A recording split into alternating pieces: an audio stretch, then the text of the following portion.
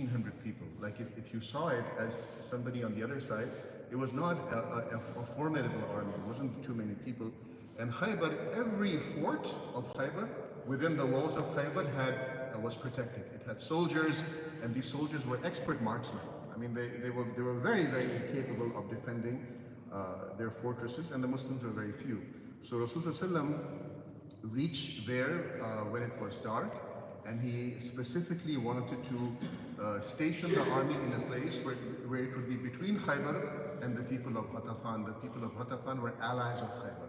And Rasulullah wanted to blockade them so they don't come to the aid of the Jews of Khaybar.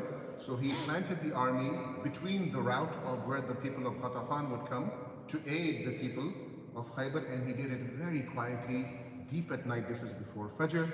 And then even when the time of Fajr was called, the Muslims prayed Fajr very quietly, very quietly. So the voices of the Adhan and the Allahu Akbar Takbir, the kuffar didn't hear any of that. When the sun came out and then light started to spread across the land, the villagers of Khaybar came out with their spades to do their whatever digging and planting and everything. And at that time they saw 1,600, an army of 1,600 right outside the doors of the fortresses. So they cried and they said, Muhammad and his army.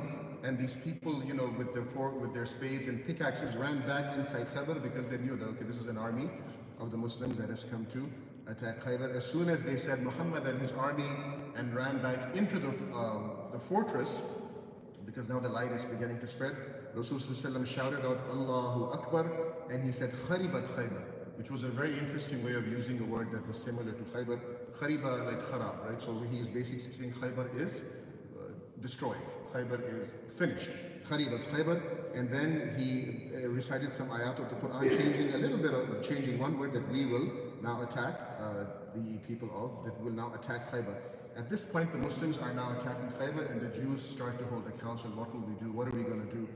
And one thing that the Jews decide to do is that what becomes known to them about them is that they were not united.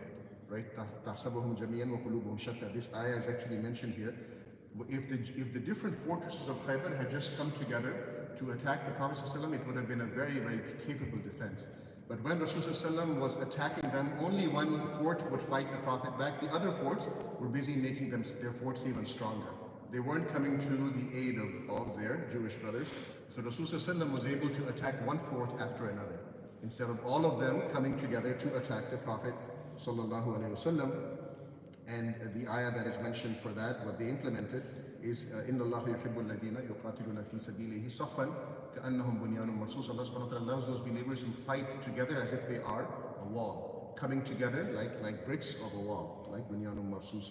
So the Yahud were not coming to the aid. Each fortress was fighting separately, whereas the Muslims were fighting together. And when Rasulullah as the Muslims were fighting, there were some Muslim women there, and they were aiding the people who were injured, because like I said, the people of Khaybar were excellent marksmen.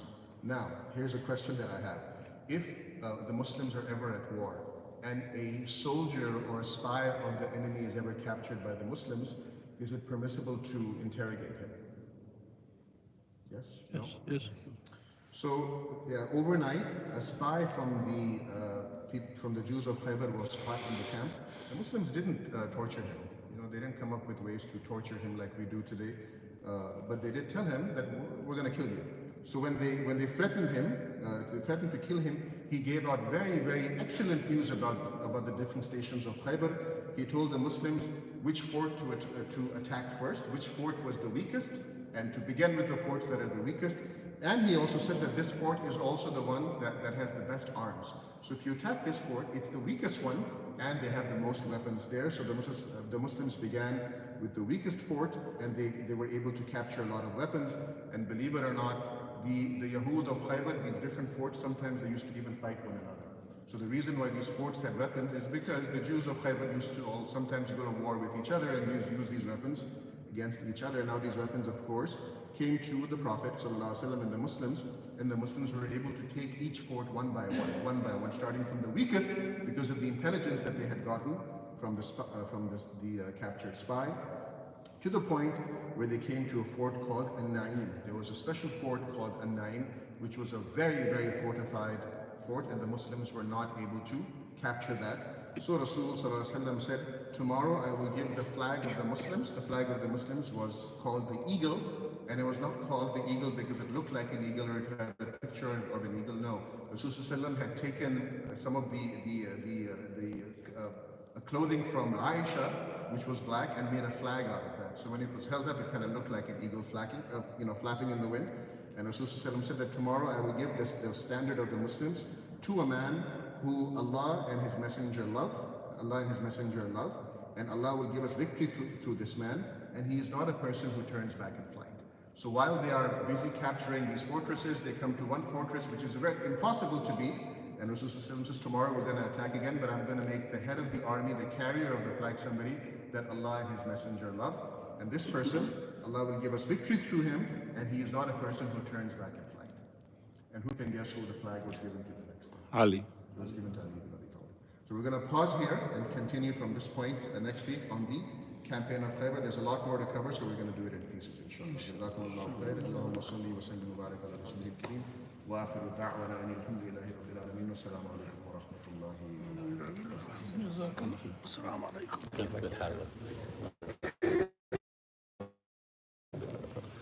Allah alaikum. You said the answer without even thinking. Yeah, oh yeah. Actually, you can elaborate more about Ali this time because there's a the hadith. strength. Yeah, well, there's a hadith that's not mentioned here, but it's mentioned in Bukhari that Rasul sallallahu